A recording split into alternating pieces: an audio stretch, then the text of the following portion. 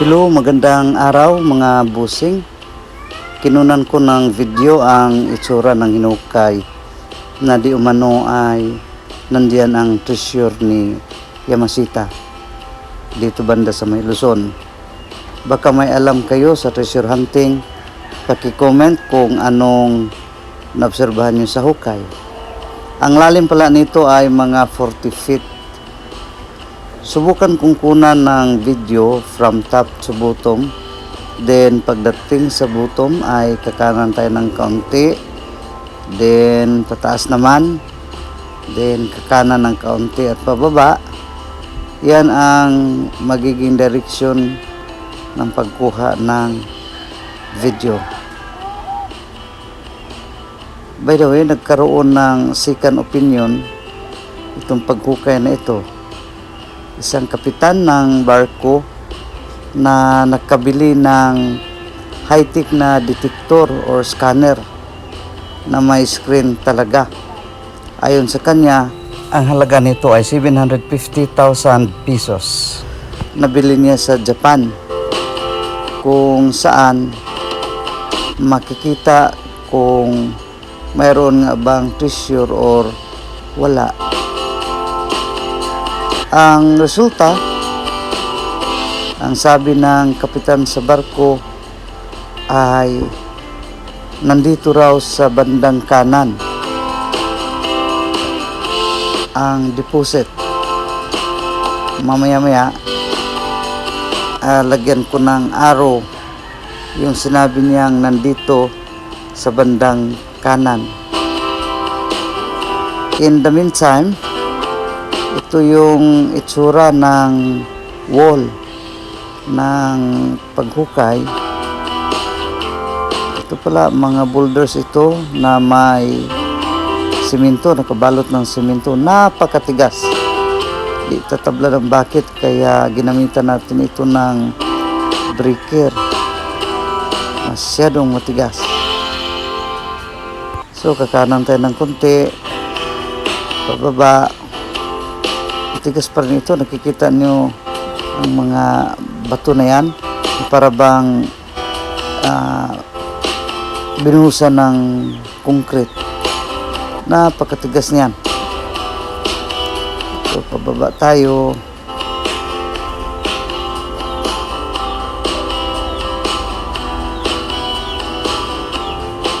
Ito na yun, yung nasa bandang bottom na.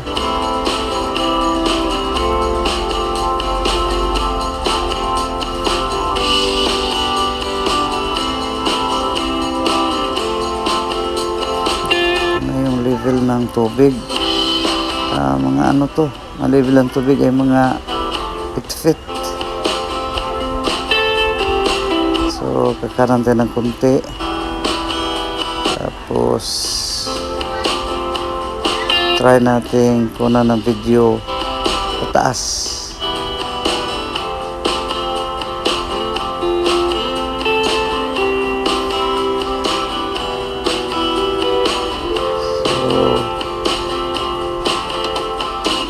Taas na ito.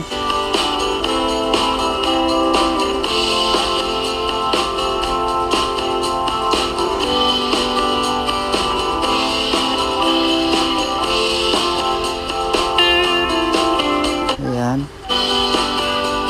Ano maobserbahan ninyo? Pwede kayo mag-comment.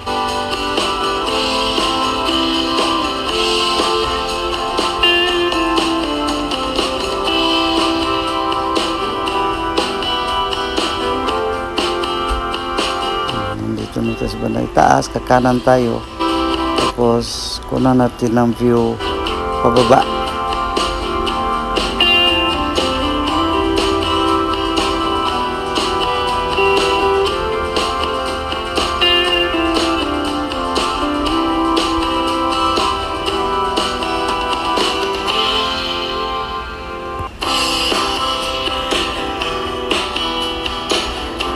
Parang makinis ang bandang ito.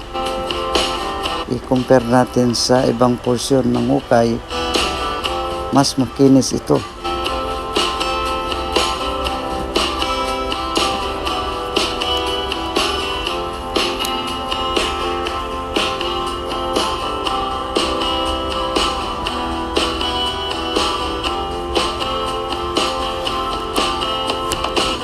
baba na tayo.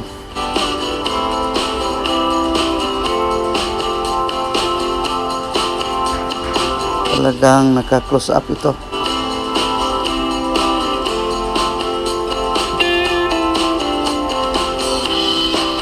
So ikot tayo ng kukunan natin ng dito banda sa kanan, tapos pataas tayo.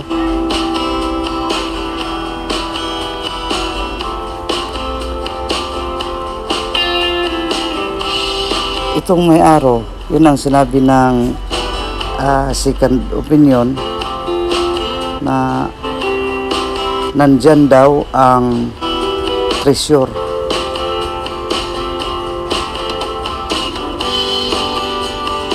So ma-compare natin kung sino kaya sa kanila ang nagsasabi ng tama. Kaya applyan natin ng breaker. Sandali lang ito. By the way, masyadong mataas na ang video, kaya hindi ko na lang isasali ang pagtanggal sa hose mamaya-maya.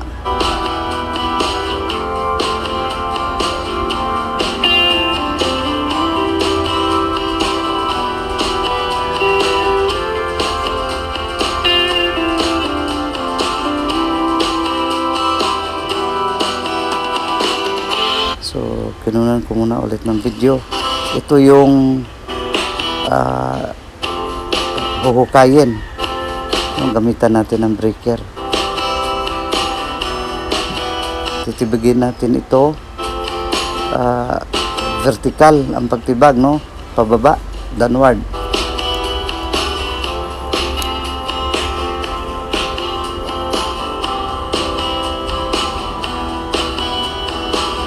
Bakit kaya makinis? Dalawa lang ang pwede natin pagpilian. It's either matigas or malambot.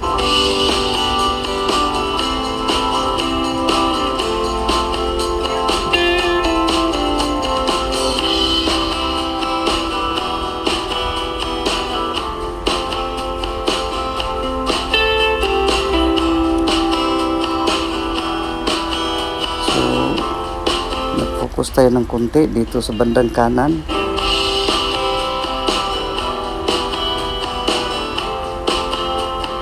Parang makinis eh. Kaya ano kayang ibig sabihin? Malambot ang lupa or matigas? Ano sa tingin niyo mga bossing? Ito na. Titibagin na natin. At ang napansin ko ngayon ay malambot ang lupa. Sana isa man lang sa dalawang nagditik ay tama.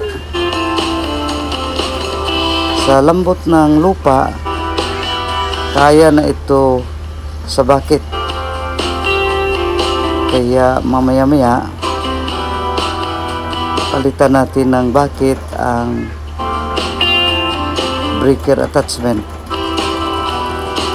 Pero bago yan, ipapakita ko muna sa inyo na talagang malambot ang lupa. Oh, malambot. Saan kaya ang treasure? Sa malambot or sa matigas? Sabagay,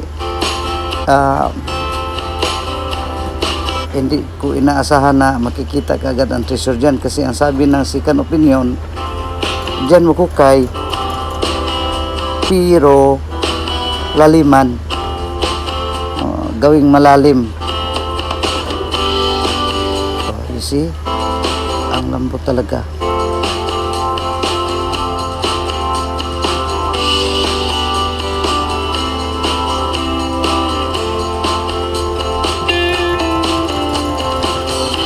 samahan tayo na tumingin.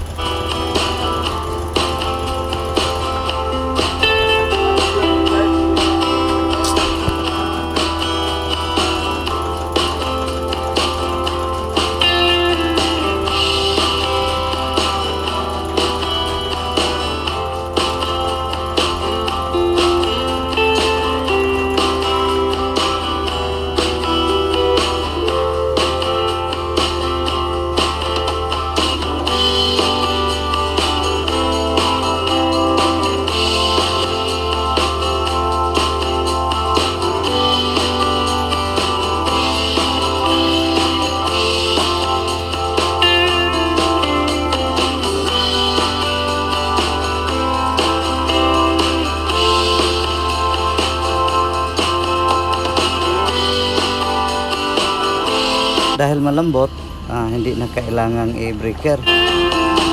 Palitan na lang natin ng bucket attachment itong bako natin.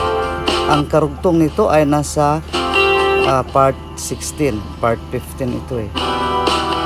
So maraming salamat sa inyong panonood. Please like, share, and subscribe. Thank you so much. Daghang salamat mga Cebuano. Nandito tayo sa Luzon, pero Cebuano pa rin ang ating salita paminsan-minsan.